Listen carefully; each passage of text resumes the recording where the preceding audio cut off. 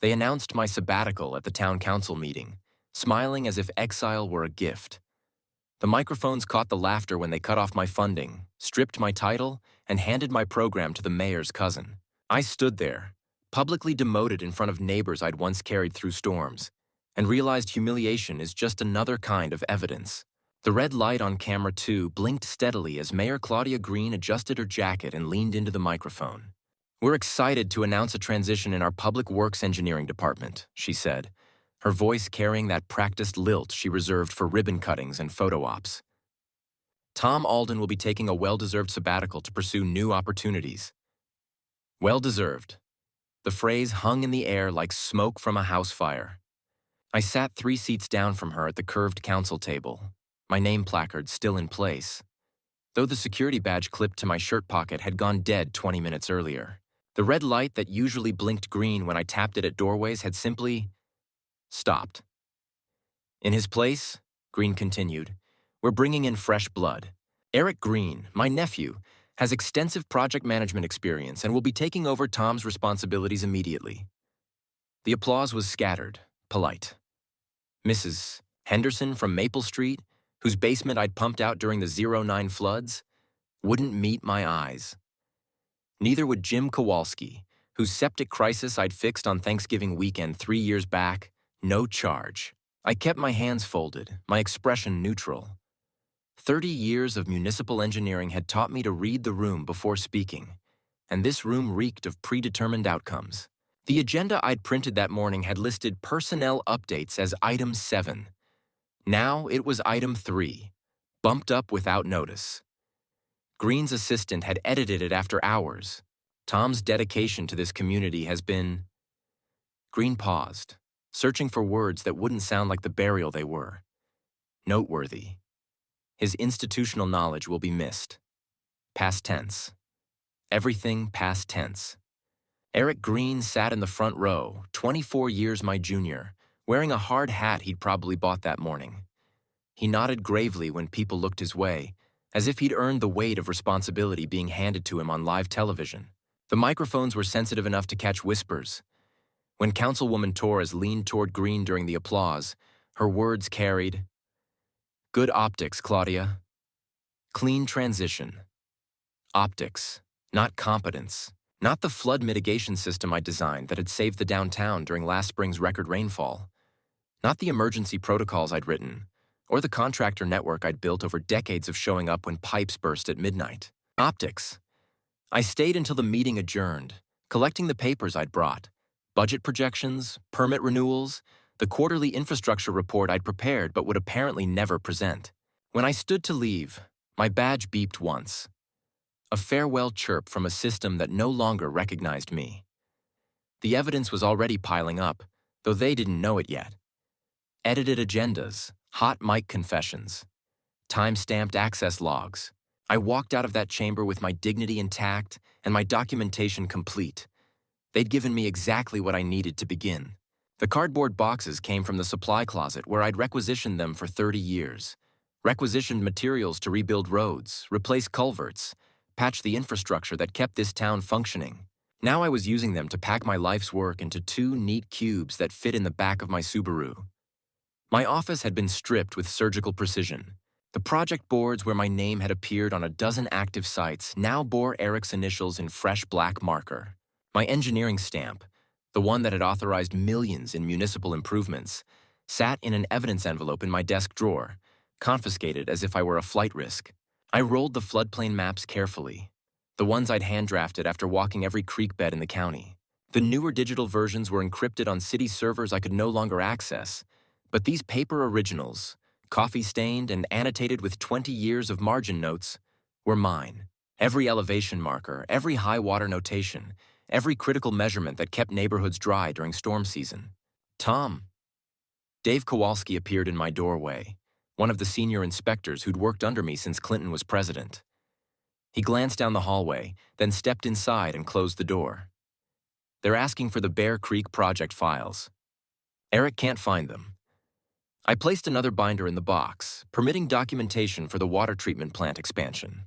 "Did you tell him they're cross-referenced by watershed zone, not street address?" "He doesn't know what a watershed zone is," My phone buzzed. Text message from Linda Morrison, the other senior inspector. New guy asking where you kept the emergency contact list for contractors. Told him it was in the manual you wrote. He can't find the manual. I screenshot the message, then another that came 30 seconds later. Site visit Tuesday canceled. Eric doesn't know which permits apply to commercial district rehab. Dave, I said, sliding the phone across the desk so he could see the screen. Would you mind forwarding me anything else that comes up? Official channels, of course. He read the messages and nodded grimly. They really think they can just slot someone in. They're about to learn otherwise. I finished packing systematically. Hand-drawn site surveys that existed nowhere else. Personal copies of correspondence with state regulators. The Rolodex with direct numbers for every contractor, subcontractor, and municipal engineer in 3 counties. Relationships built on a foundation of competence and reliability, not political appointment. The keycard logs would show my access was revoked at 4:47 p.m. yesterday, 16 minutes after the council meeting ended. But they couldn't revoke the institutional knowledge walking out the door with me, or the paper trail that proved every signature, every approval, every decision I'd made in the name of public safety. My phone buzzed again. Another screenshot from Linda. Eric asking if we have backup copies of your storm drainage calculations. Told him we'd have to measure everything again. Dave whistled low. How long do you think it'll take them to figure out they need you back? I sealed the second box with packing tape, wrote T. Alden personal files on the side in block letters. They won't ask me back, Dave. They'll ask me to clean up the mess they're about to make. Different thing entirely. The hallway was empty when I carried the boxes out. 30 years of service, reduced to 2 cardboard cubes and a paper trail they didn't know existed. Yet, the kitchen table had never held so much weight. Not the physical weight of the binders and file folders I'd spread across its surface, but the accumulated mass of 3 decades spent keeping a town from falling apart. Margaret brought me coffee in my old mug, the one that said, "World's okayest engineer," and surveyed the paper landscape I'd created. Jesus, Tommy. How much of your life is in these boxes? I opened the first binder. Overtime logs dating back to 1994. Handwritten entries in my careful block letters, each one a small sacrifice that had seemed insignificant at the time. Christmas Eve, 1997. Broken water main on Elm Street. New Year's Day, 2003. Ice storm power restoration. The 4th of July weekend in 2008 when the levee needed emergency reinforcement and I'd worked straight through the fireworks. All of it, I said. The photos were harder to look at. There I was in 2009, knee-deep in floodwater on Riverside Drive, helping Mrs. Chen carry her photo albums to higher ground. There was Mayor Patterson, Claudia's predecessor, shaking my hand at the ribbon cutting for the new storm drainage system, the one that had kept downtown dry ever since. But the newspaper clippings told a different story. Patterson got the photo op. Patterson got the credit line. Tom Alden was mentioned in paragraph 6 as municipal staff who assisted with implementation. Margaret sat down across from me, pushing aside a stack of emergency response protocols I'd written after the 2015 ice storm. You know what I don't see in any of these pictures? What? You asking for credit? She was right. In photo after photo I was background, the guy in the hard hat pointing at blueprints while someone else smiled at the camera. The person who showed up at 3 a.m. when pipes burst, who worked weekends to keep projects on schedule, who wrote the disaster plans that saved lives and property. Invisible until absent. I found the folder I was looking for. Public recognition, awards, commendations. It was thin. A certificate from the State Engineering Society. A thank you letter from the hospital after I'd rerouted their emergency power during the 2018 blackout. A resolution from the City Council praising my diligent service, dated 3 years ago, when they'd needed my signature on federal flood insurance paperwork. Tommy. Margaret's voice was gentle. When did you last take a real vacation? I flipped through the overtime logs. Page after page of evenings, weekends, holidays. The pattern was clear. Every emergency became my emergency. Every crisis required my expertise. Every problem landed on my desk because I was the one who solved problems. I was indispensable, I said, more to myself than to her. Were you?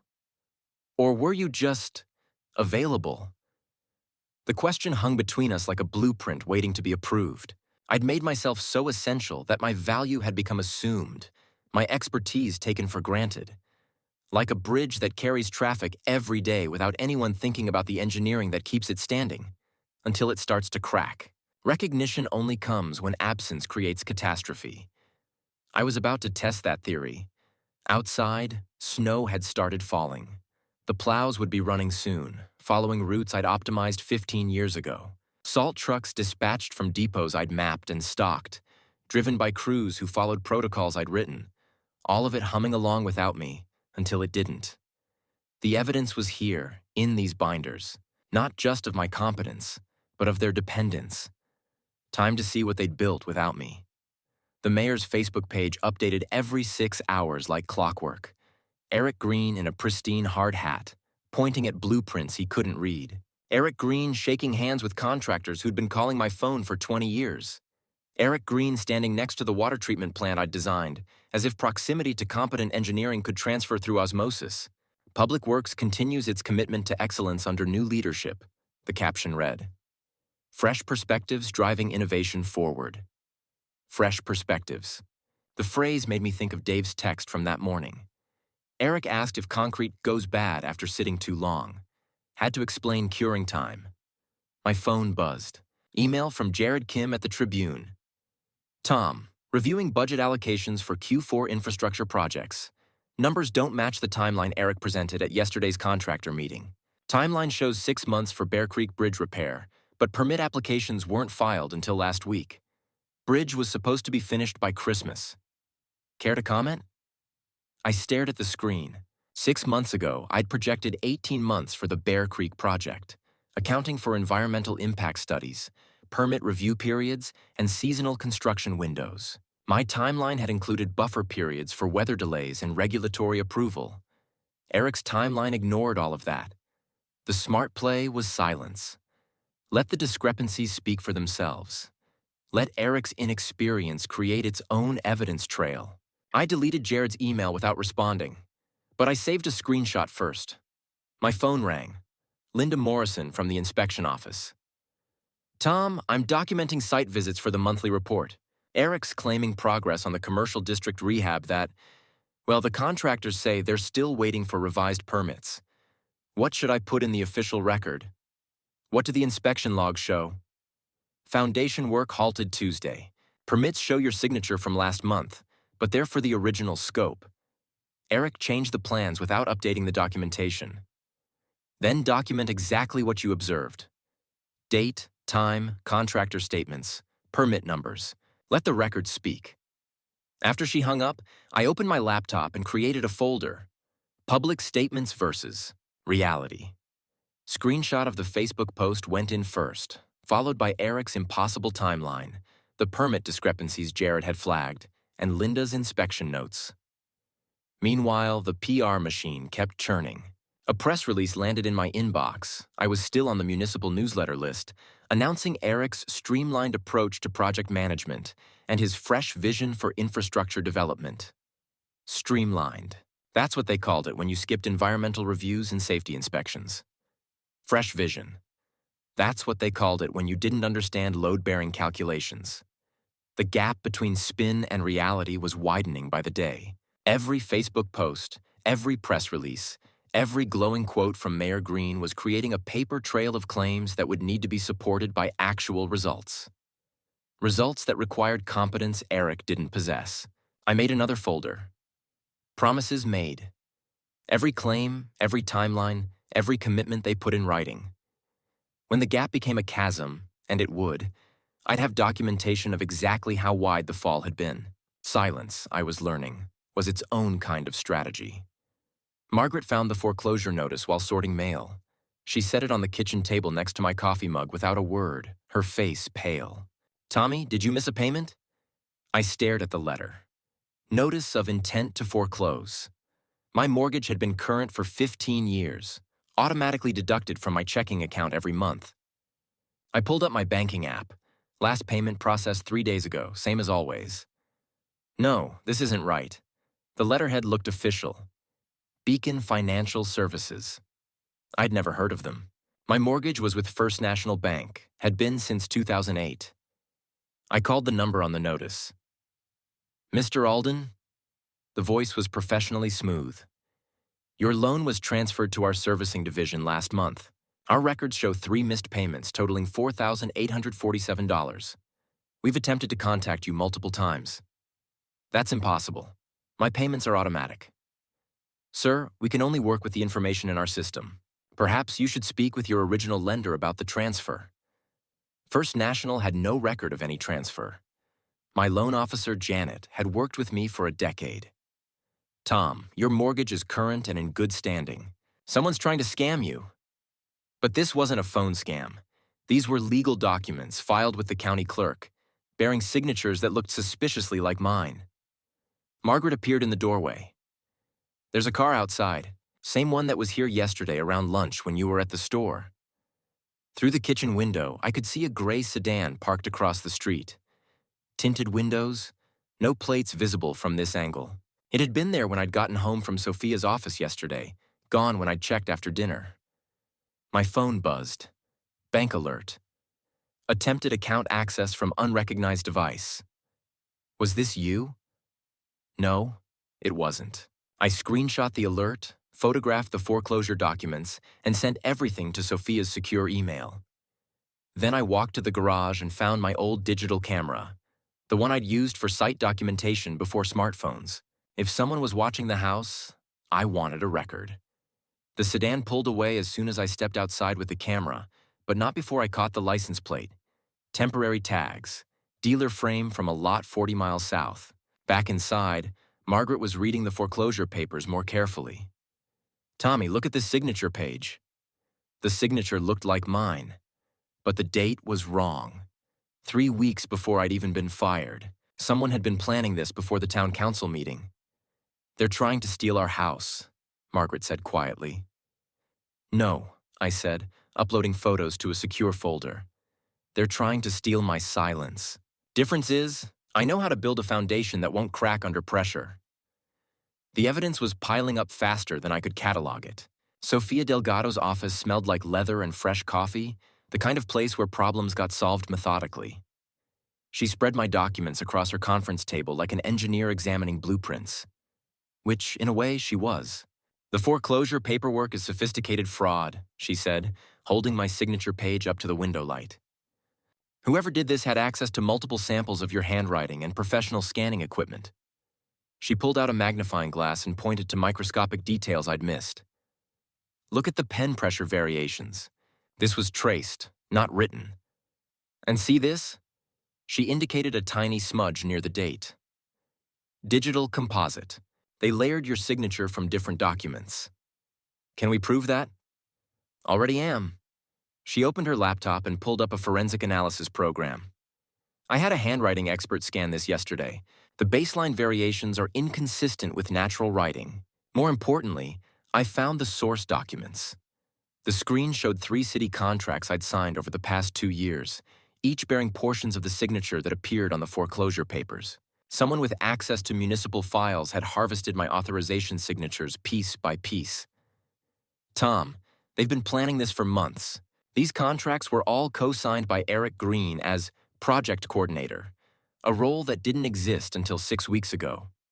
She pulled out another folder. Bank records showing the fraudulent refinancing attempts. Same pattern.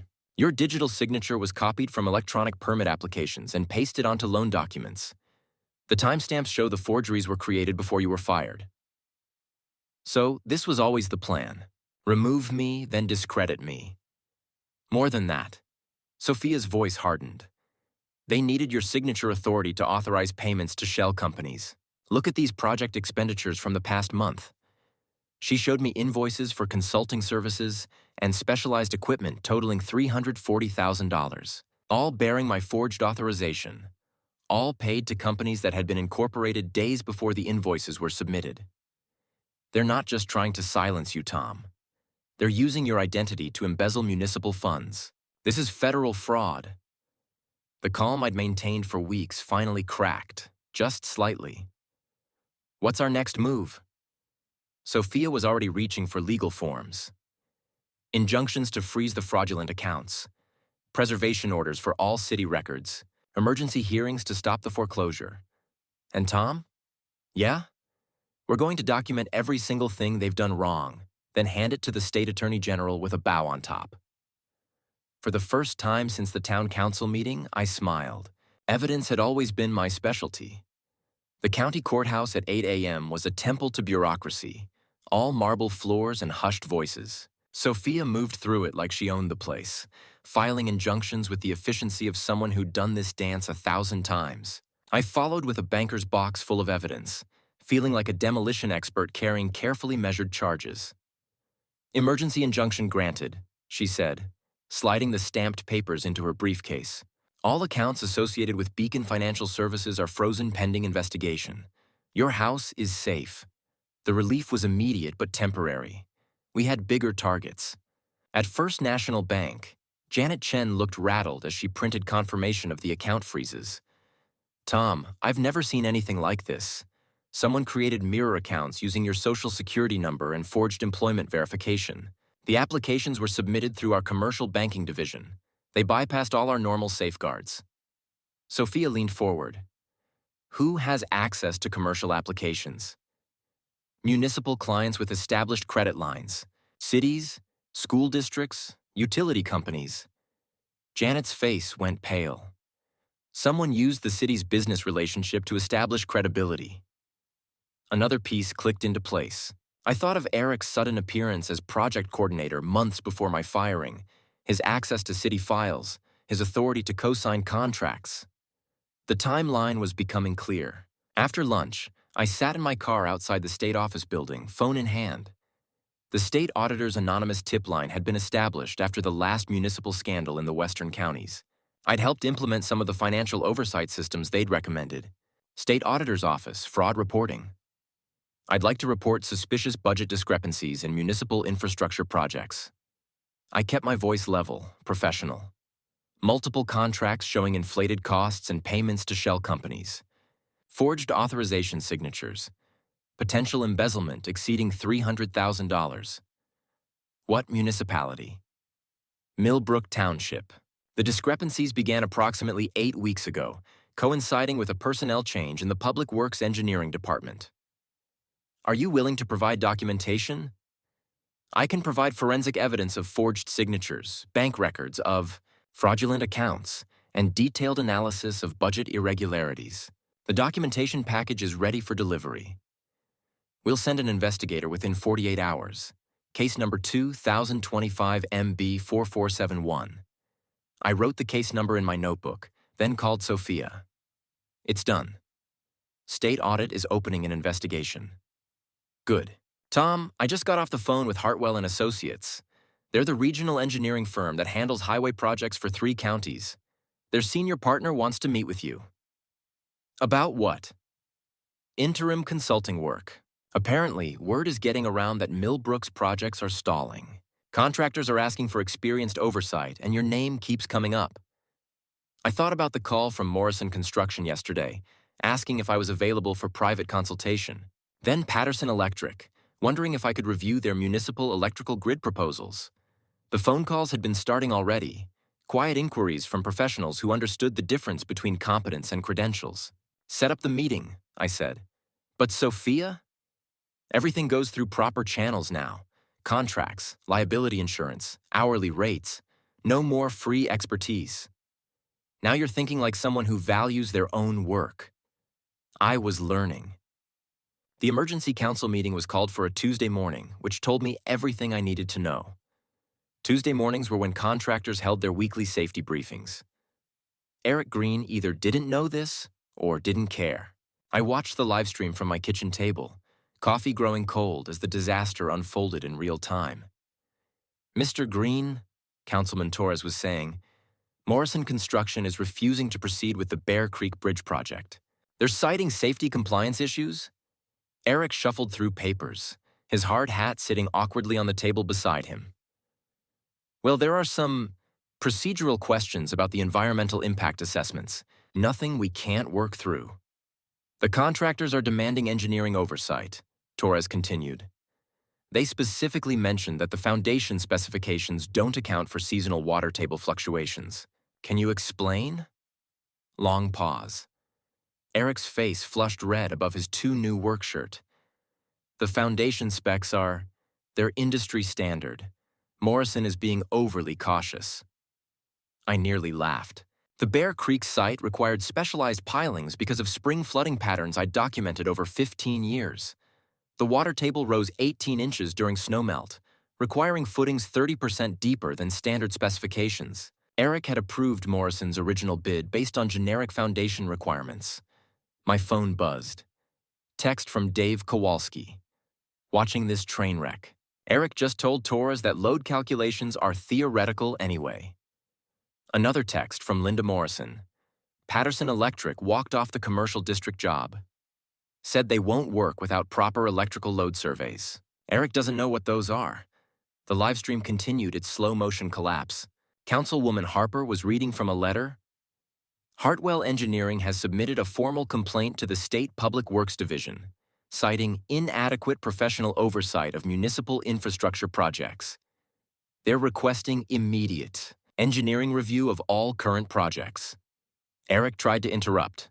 They're trying to steal our contracts. Competitive sabotage. Mr. Green. Harper's voice was ice. Hartwell Engineering designs highway bridges for the state. They don't compete for municipal waterline repairs. More buzzing. Text from Jared Kim. Off the record. 3 more contractors called the Tribune today. All saying the same thing. Projects are stalled because permits don't match actual site conditions. Getting quotes like, "Whoever approved this never walked the site." The meeting devolved further. Eric couldn't explain why the storm drainage project showed completion percentages that exceeded the amount of pipe actually installed. He couldn't identify which permits were required for the water treatment plant expansion.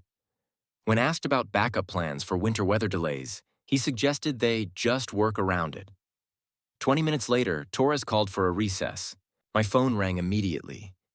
Sophia's number.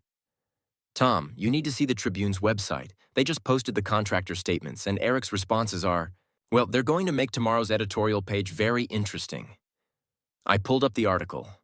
The headline read, "Infrastructure Projects in Crisis as Engineering Oversight Questioned." The quotes were devastating. Morrison Construction. "We cannot in good conscience proceed without proper engineering supervision." Patterson Electric. "Basic safety protocols are being ignored." Hartwell Engineering. "This represents a clear danger to public welfare." And Eric's response printed in full. "These contractors are just used to over-engineering everything. We're streamlining the process." Over-engineering. As if there were any other kind when people's lives depended on your calculations. The collapse was happening faster than I'd expected. Competence, it turned out, was like a bridge foundation, invisible until it failed, and catastrophic when it did. Jared Kim's email arrived at 6:47 a.m. with a subject line that made my coffee taste like vindication. Source provided documents. Need verification ASAP. The attachment was a ZIP file containing 43 screenshots of internal city emails, spanning 4 months. Someone inside City Hall had finally had enough.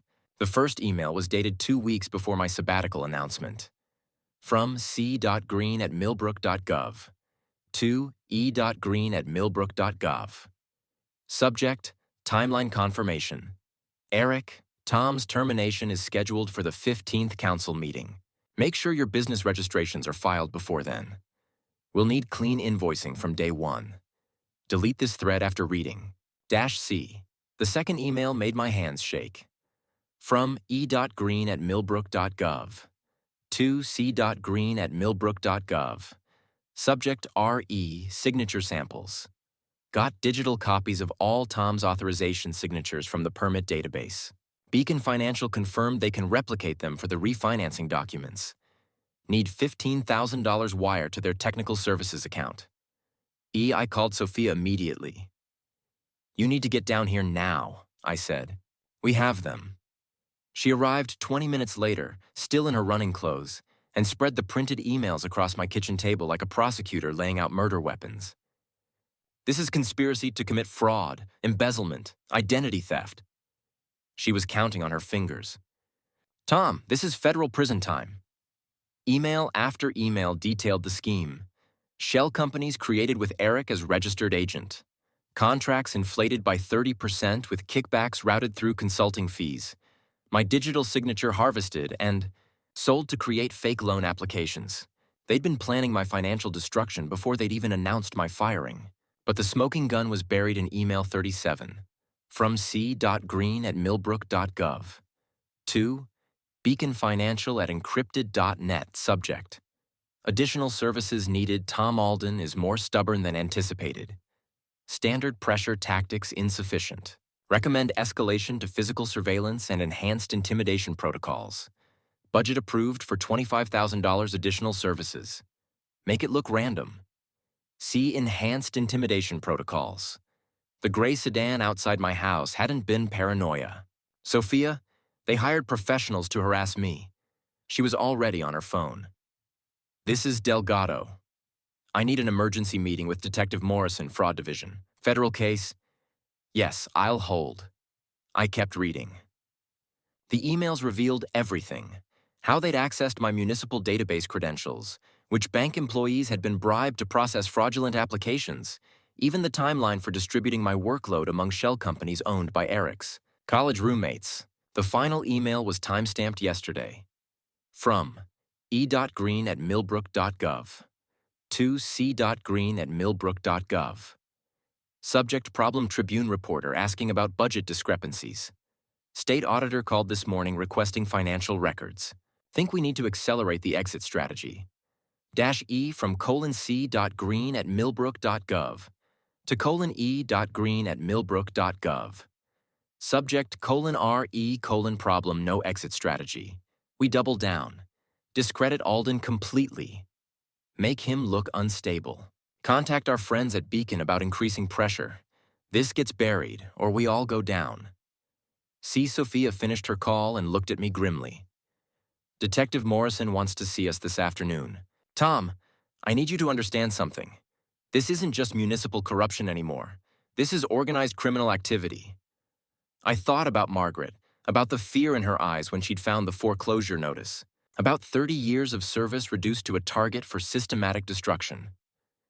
Good, I said, because I've got 30 years of evidence showing how things are supposed to work when people do their jobs honestly.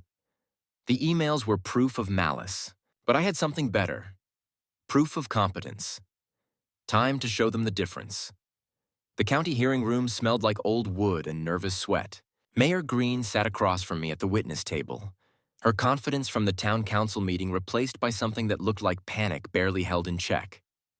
Mr. Alden, the state auditor's attorney began, please identify Exhibit A-17. I adjusted my reading glasses and examined the document.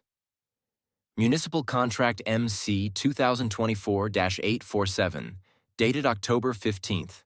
Authorization for storm drainage repairs on Commercial District Phase 2. Total authorized expenditure, $127,000. And this signature? That's my digital signature forged. The actual contract I authorized was for $89,000, which you'll find in Exhibit A-18, bearing my handwritten approval and timestamp from the city's permit database. How can you be certain this signature was forged? I opened my folder, the same methodical organization I'd used for 30 years of municipal projects. The digital signature file was harvested from Contract MC 2024-203, dated March 8th. You can see the identical pixel degradation pattern at the bottom curve of the A in Alden. I documented this specific signature quirk in my fraud report to Detective Morrison. Green's attorney tried to interrupt. Objection, Your Honor. Mr. Alden is not qualified as a digital forensics expert. Sustained. However, Mr. Alden may testify to his own signature practices. I continued calmly. I've been reviewing municipal contracts for 30 years. Every authorization I signed included a handwritten notation of the permit number in the margin. This forged signature has no such notation. The auditor made notes. Please continue with Exhibit A-18. Shell Company invoice from Municipal Engineering Solutions. Date, October 20th. Amount, $38,000 difference between authorized and forged contract totals. Company incorporated October 12th with Eric Green as registered agent. Across the table, Green exploded. This is character assassination. Tom Alden was fired for incompetence, and now he's manufacturing evidence to... Ms. Green. The hearing officer's voice cut through her outburst like a blade. You'll have your opportunity to respond. Please remain silent. I didn't react to her fury. 30 years of emergency repairs had taught me that panic makes people loud. Competence speaks quietly. Exhibit A-19, I continued, shows the actual completion report for the drainage project. Work completed, 60%. Invoice paid, 100%. Difference, $51,000 paid for work never performed. The auditor looked up from her notes. Mr. Alden, in your professional opinion, what is the total amount of fraudulent expenditures documented in these exhibits? $341,000, itemized across 17 separate contracts, all bearing forged versions of my authorization signature, all paid to companies incorporated by Eric Green between September and November 2024. Green was whispering frantically to her attorney, but her voice carried, "How was I supposed to know he kept copies of everything? 30 years of documentation, every permit, every signature, every decision backed by evidence. Truth, it turned out, was just good record-keeping. The offer letter from Hartwell and Associates arrived on state letterhead, embossed and official. Senior Engineering Consultant, Municipal Infrastructure Division. Immediate placement pending completion of current municipal fraud investigation." Margaret read it over my shoulder. State contracts, Tommy. That's a step up from city work. The phone had been ringing all morning. Morrison Construction wanted me to oversee their Bear Creek project, under Hartwell's supervision, with full liability coverage and a consulting rate that made my old municipal salary look like volunteer work. Patterson Electric asked if I could review their electrical grid proposals for 3 counties. Even the Tribune wanted an exclusive interview about engineering ethics in municipal government. But the most satisfying call came from Dave Kowalski. "Tom, the council's asking for emergency consulting help. Eric quit yesterday. Left a note saying he was pursuing other opportunities. They want you to review all the stalled projects and figure out what can be salvaged. What's the rate? Whatever you want to charge. They're desperate." I thought about 30 years of free overtime, of showing up at 3 a.m. for burst pipes, of my expertise taken for granted until it vanished. "Tell them I'll send a proposal through Hartwell. Standard consulting rates, 60-day minimum contract, full engineering oversight authority. They'll pay it. I know they will." After I hung up, I found Margaret in the garden, tending to the roses I'd planted when we bought the house. "They want me back," I said. She didn't look up from the pruning shears. "On your terms this time?" "On professional terms. There's a difference." She smiled, snipping a dead bloom. "About time you learned it." Respect, I was discovering, followed competence only when competence enforced its own value. The Tribune's front page made it official. Former mayor indicted on federal fraud charges. Below the fold, Nephew resigns. Cooperating with investigation. I folded the newspaper and set it beside my coffee mug, the same kitchen table where I'd spread out 30 years of documentation, where Margaret had found the foreclosure notice, where Sophia had laid out our strategy like blueprints for reconstruction. The court's restitution order sat in my briefcase. $127,000 in damages, plus attorney fees, plus interest. My house was clear, my credit restored, my reputation vindicated in 12 inches of newsprint and legal precedent. But the real victory was smaller, quieter. I drove out to the Riverside district after dinner, following the route I'd planned 15 years ago when the old levee failed. The new flood control system hummed invisibly beneath the neighborhood. Pumps I'd specified, drainage channels I'd designed, backup systems I'd written into emergency protocols. Mrs. Chen's house stood dry and safe behind earthworks that would outlast us all. The Morrison family's renovation continued on a foundation that would hold for generations. The community center's parking lot showed no signs of the sinkhole Eric's shortcuts would have created. Engineering wasn't about credit or recognition. It was about building things that worked when they needed to work, that protected people who never knew they needed protection. I sat in my truck, engine off, watching kids play in a park that stayed dry because I'd calculated drainage slopes with obsessive precision 20 years ago. Dignity wasn't something they could take away after all. It was something you built, one solid decision at a time, until the foundation was too strong to crack. The work remained. The work always remained. And that was enough. Enough. Enough. Enough. Enough. Enough. Enough. Enough. Enough.